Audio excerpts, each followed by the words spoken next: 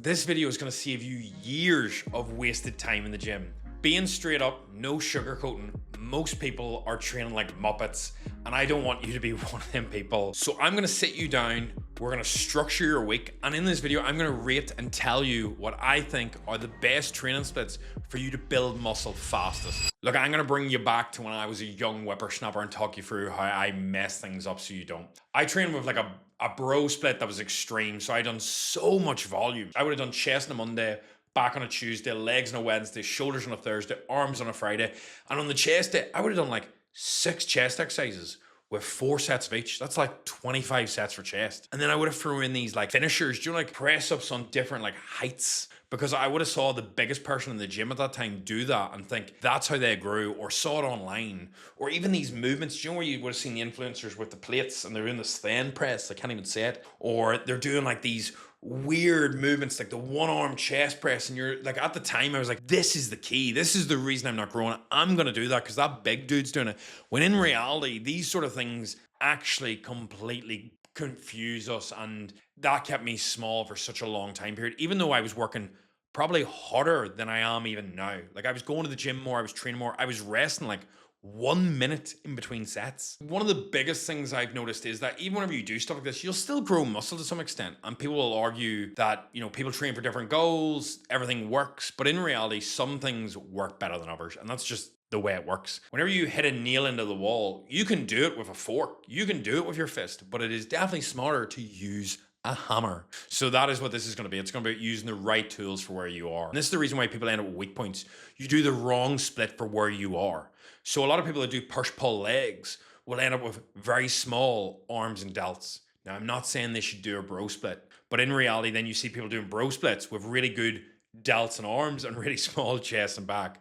So this is where hybrid splits and other variations of mix and matching can be beneficial for where you are. So whenever you break it down, there's more reasons than number one why you have a weak point. So number one can be the training split. Number two would be your form. For example, if you're doing a chest fly and you're bent your elbows, your chest contracts where your elbow is across it. So if it's not coming across, you're not getting a full contraction. So you could be using your biceps to do your flies. The same with when you're pressing, if you're rounding forward, you're using too much delt. And this goes in everything. Too much momentum, form is off. If you're not training the muscle effectively with good form, you're never going to target the right place. And number three, intensity. If you're not bringing intensity to your sessions, see, the last 5 reps closest to failure are the only ones that are going to make you grow. Because if you do not give your muscle a reason to grow, it doesn't adapt and doesn't become bigger. I would say that's one of the key things. We all know the dude in the gym that is jacked, that trains with terrible form and not a great training program,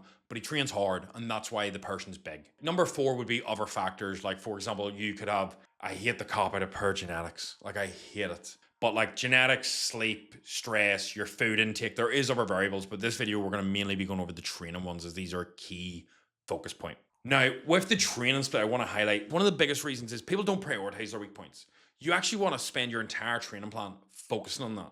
That is all that matters to bring it up, because you want a balanced physique. So if you notice that your arms are weak and you do a push-pull leg split and arms are always last, they're your last priority. So they're not going to grow. The same with if you're breaking up your volume and you're only hitting chest once a week. Like, is chest really going to grow as effectively as you hit it 2 or 3 times? So we're going to break all this down, don't you worry, but I want to get your mind working for once. Now I'm going to go through the 4 most famous splits I can think of, and I'm going to score them 1 to 10. And before anybody crops this video and cuts me to death, this is just my opinion. Take it or leave it, but I'm backing this off what I've got result-wise and about 1,000 clients. So I've good like science, but also practicality, because I see that online so much where people are like, this is the way to do it, and they look good, but they don't have like lots of test subjects. And essentially that's what my clients were the initial couple of years, until I built like what I would call like formulas of like, right, grows most people's delts a bit faster, this does, and people use research and studies and all that. You need to get your hands dirty in the mud and coach, in my opinion, to really get a good thought process of this. Number 1, I want to run through full body. Now, most people who do this split are virgins. No, I'm only messing. They're usually new to the gym, and there's nothing wrong with that. But full body has plenty of places. I've done it before 3 or 4 years into my training. Whenever I joined the fire service, we were doing so much physical activity. I was burning out and I could feel my joints. So I done 3 days of full body, and I actually noticed that I got stronger because my recovery got better because I was training less. The way full body works is you will do one movement per muscle group on that day. So, for example, you'll do one chest, one back, one delt, one bicep, one tricep, and maybe one quad, one hamstring.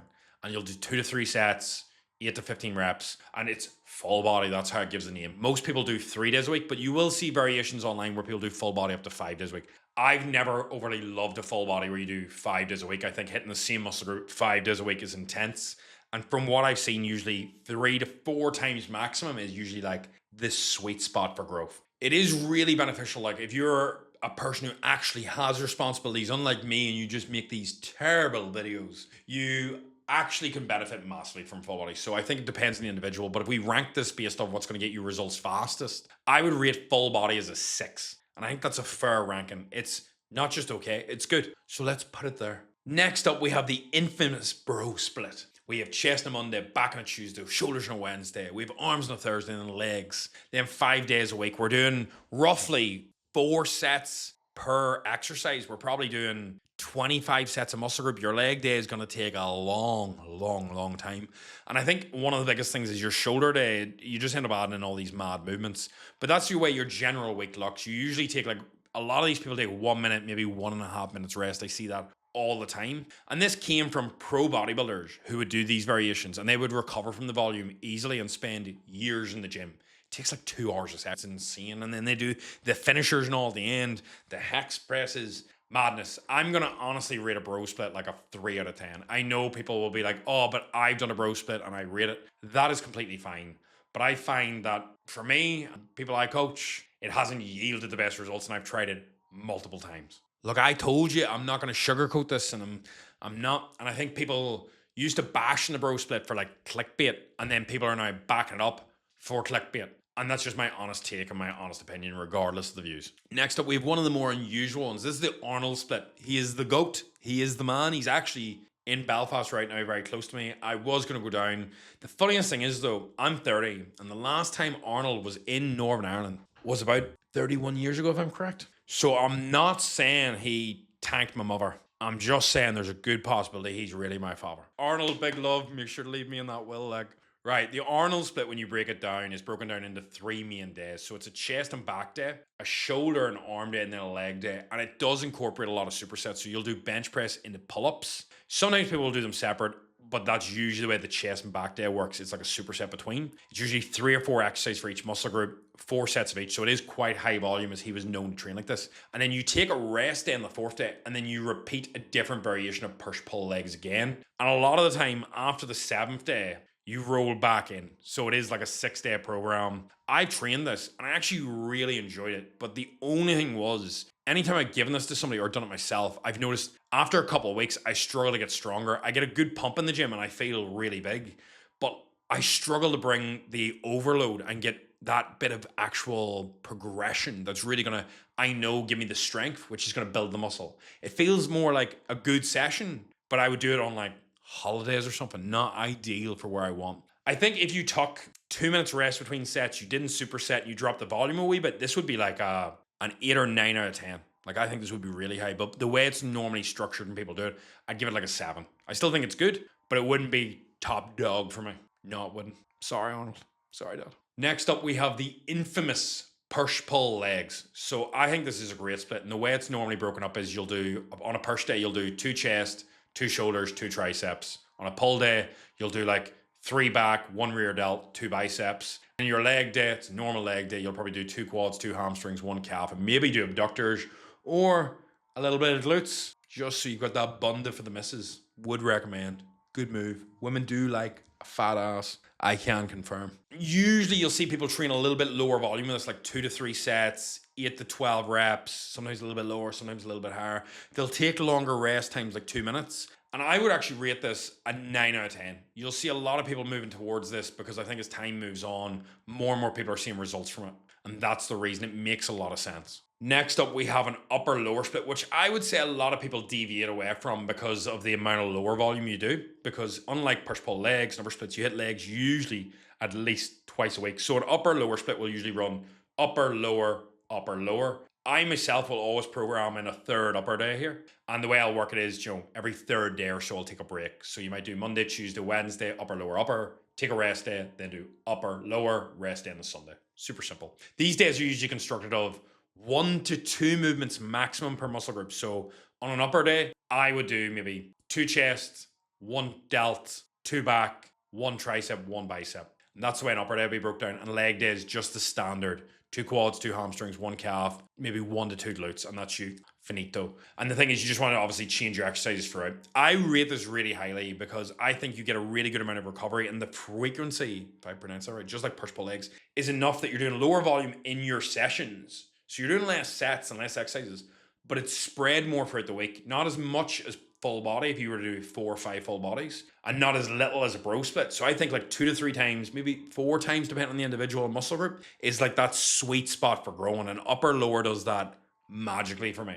And as long as you notice that like your shoulders, your joints, that all feels good, usually you will notice that this also feels just on the money. In reality, I'd rate that a 9 out of 10 as well. So you're probably going, what is the best split if both of them are equal? It's my split. And it's a hybrid split. I'm going to talk you through it, and we're going to break it down. So the best split for you is going to be personalized. I'm going to teach you how to do this. This is so important. So right now, I'm doing a training plan where it's an upper, lower, upper, off, upper, lower, off. So you're probably thinking that's like the last split. But the difference is it's based around my weak points and me and my experience. So how you can do this. If you're like me and you want to grow specific body parts. So for me right now, my weak points, if I had to pick, would be delts, chest, biceps. They're the areas I want to grow more. I feel like my triceps on my back and my legs are big enough for me at the moment, okay? So the way I'll do this on my upper days, okay, is I will put my chest movements on my upper day first, because that's my main priority. Then I'll put my delts, and you might be thinking, oh, then he's going to put his biceps. Wrong, because my biceps will actually go before my lower days so that I can prioritize them, come in, hit them fresh. Whereas if I done chest, delts, back, then biceps are near the end, so they're not getting prioritized. And if I put them before back, my back work is going to suffer. So the best place to put my bicep or delt work is actually in front of my lower day. And a lot of people miss out on this. So a lot of the time what I'll do is I will put a little bit of the delt volume on the upper day, but also before I hit the lower day. And if you struggle to train legs, which a lot of men do, putting body parts you really want to grow before your legs will motivate you to go to the gym in the days. I love going in for a leg day because I hit biceps and delts first. So how would you not enjoy that pump? How would I not want to go there? And then it also allows me just to get in the flow, and I prioritize these. So this hybrid split, and you can do this with push-pull legs. Like you could put your biceps before your leg day on push-pull legs. You could put your delts before your chest on push day. You can mix it up. You can slide around the exercises. And this is one of the best ways you'll grow. I can't even speak. I'm not excited. It's one of the best ways you can grow. And I think this split will always be a 10 out of 10 because the training plan you give LeBron James, Kobe Bryant, and another basketball player will all be different because they all had strong points and different weak points in their game. One size fits all approach is okay at the beginning, but as time progresses, the best split for you is the one that prioritizes what you want to grow most, because everybody wants a different physique. Some people want to be a bodybuilder. Some people want to play sports. Some people just want to fill out their sleeves. So why wouldn't you just target your arms more if that was the case? So you want to make sure that you prioritize what is important to you. And the best split is a hybrid. It's a hybrid of an upper, lower, or a push-pull legs, in my honest opinion. That is a 10 out of 10. And look, the best part about this, I'm going to give you my hybrid 10 out of 10 split. So in the next video, I'm going to run through each session with the sets, the reps, me giving you form, intensity tips to ensure you get the most, and explaining why I structured each movement the way it is, why I picked each exercise, the sets, the rep, everything. We're going through everything so you can just plug and play this and make sure you grow as fast as possible. And I'll also teach you how to tweak things to suit you even better. Look, so much value coming your way. Wait till you see this next video. I appreciate all the support. Like, share, subscribe, and I'll see you in the next one. Whoa!